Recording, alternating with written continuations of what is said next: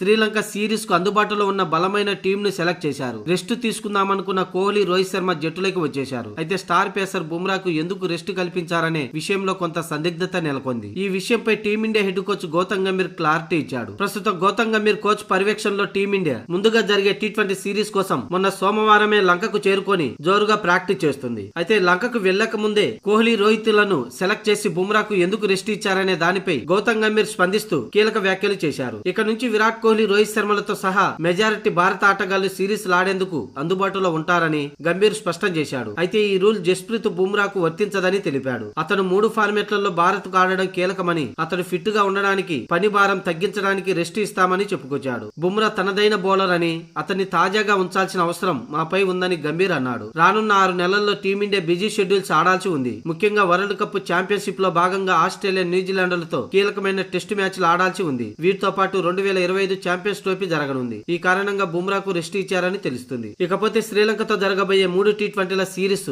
అలాగే ఆ తర్వాత 3 వన్డేల సిరీస్ కోసం వేర్వేరు జట్లను ప్రకటించిన విషయం తెలిసిందే. ముందుగా ఈ నెల 27 నుంచి 3 T20ల సిరీస్ జరగనుంది. ఇప్పటికే T20 సిరీస్ కు సంబంధించిన ఆటగాళ్లు శ్రీలంకకు చేరుకొని జోరుగా ప్రాక్టీస్ చేస్తున్నారు. ఇక మరో 3 రోజుల్లో వన్డేకు సంబంధించిన రోహిత్ శర్మ, విరాట్ కోహ్లీతో సహా మరికొంతమంది ఆటగాళ్లు లంకకు బయలుదేరి వెళ్లనున్నారు. వన్డే సిరీస్ ఆగస్టు 2 నుంచి ప్రారంభం అవుతుంది.